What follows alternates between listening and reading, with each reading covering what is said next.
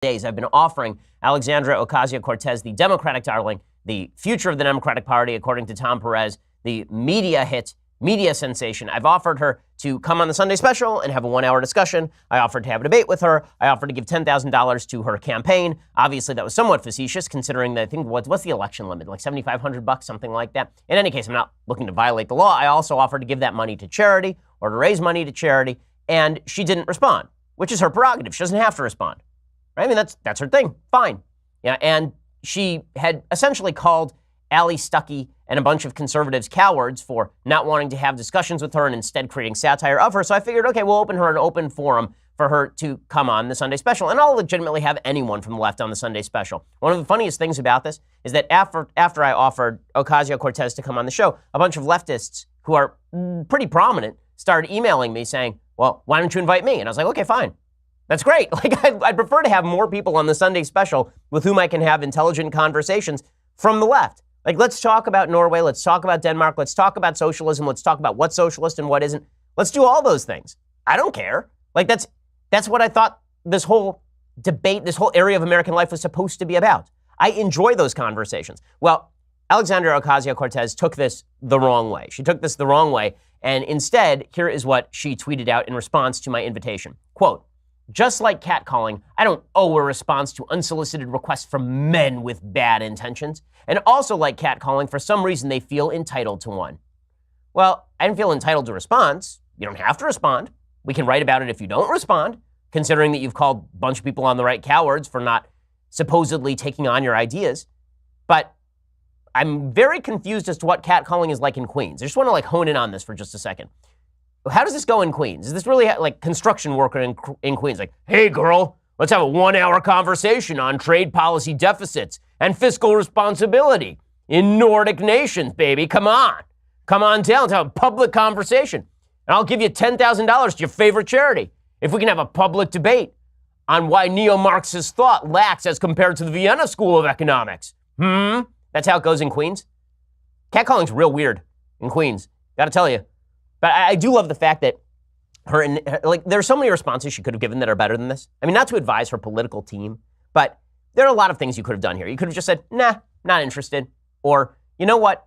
You're not running for office. I'm not going to debate with somebody who's not running for office. Or, there are better interviews that I can do that reach out to my core constituency.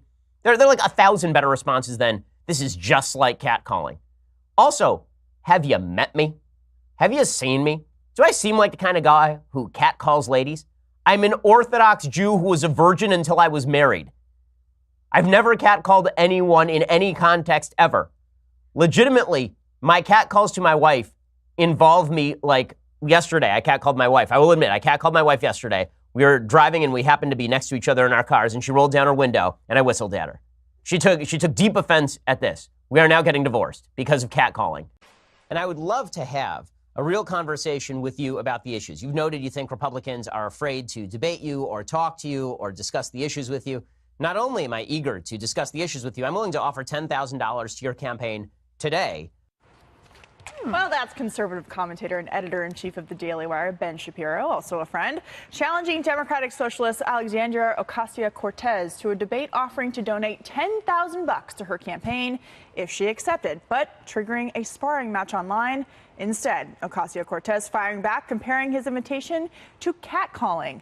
The progressive darling and candidate for Congress tweeting, I don't owe a response to unsolicited requests from men with bad intentions, and also like catcalling. For some reason, they feel entitled to one. Shapiro, who would later offer to give the money to charity, responding, quote, discussion and debate are not bad intentions. Slandering someone as sexist catcaller without reason or evidence does demonstrate cowardice and bad intent, however. And it wasn't just Shapiro and Ocasio-Cortez sparring on Twitter. Their spat triggered a social media firestorm with many voices chiming in, including me. I said, if you don't want to debate a man, I'm happy to debate you as well. Which I have not heard back from her yet about whether she wants to debate me. So the invitation is still open. But as someone who is used to debating, is asking for conversation catcalling? I mean, it seems pretty ridiculous to respond that way. Let me go out on a limb. No. I mean, no. This was, even for a self-described socialist, this was bizarre. I mean, look, the fact that he was saying, I want to debate you, I want to engage you in, a vigorous back and forth argument about substance substance and ideas. That is the opposite of catcalling. That is showing respect for her positions. I mean, however wrong-headed they might be, he's saying, I seriously want to engage you. I want to explore who's right, who's wrong. Let's battle ideas. That is the antithesis of catcalling. So, Lisa, we've seen Ocasio-Cortez argue on a lot of different things, maybe not so substantively, saying funeral costs could be saved with a Medicare for All plan, things like that. Doesn't this just come down to the fact that leftists never want to debate in the other side and engage in their ideas? They simply want to say what they have to say and shut up the other side. Well, sure, because when we've seen her pressed, even in the slightest, by Margaret Hoover and Trevor Noah, she was incapable and unable to defend her policy positions and wasn't able to basically defend them, period. So, of course, she doesn't want to debate Ben Shapiro or for you, for that matter. Anybody? Because you would eviscerate her in a debate. So I don't blame her for not wanting to have that conversation. She also said that the request was unsolicited. Duh, because it's a request. That's what happens when someone requests something. Also... But I feel like the left does this very often, where they automatically default to something as sexist, it's racist. And I actually think that's a really negative thing for the country, because those terms should be applied when they really should be applicable, right? So we should leave those sorts of terms for real cases of sexism, real cases of racism. And when you continue to throw it on, miscellaneous things, it devalues those terms and the significance of being labeled with them. Well, and it also just shows the hollowness of her preparedness for that argument, and there are a whole lot of ways to engage somebody on whether or not you want to be called out to debate. I mean, we're seeing a lot of this across the country right now, both sides of the political aisle, people saying, I'll give up my tax returns if you set a date and time. That's among some Democrats here in New York right now. I will say this, though. This public world of Twitter or social media in general, gets a little dicey. So I was nervous when I saw Ben Shapiro, who I know you have as a friend, Katie, and I've interviewed him many times on the channel, offer $10,000 for a political campaign. And I'm glad he walked that back to charity. I think it was a mistake. It was a mistake. But my point is, that's kind of when the moment gets kind of bigger than what you're trying to offer. The real thing there is, does Ocasio-Cortez deserve to be on that national level, leaving the Bronx, taking on issues like the Middle East, the economy, and other things where she's really stumbled poorly? That's the question. Is she ready for prime time? Well, I think Democrats have been tricked into elevating her because, they always say pick your enemy and elevate them. She's someone who she's interesting to hear her story and interesting that she won this seat, but she doesn't seem to have a lot to back it up. I would say that she is definitely too chicken to face Ben Shapiro. At the same time, he should not have brought money into it.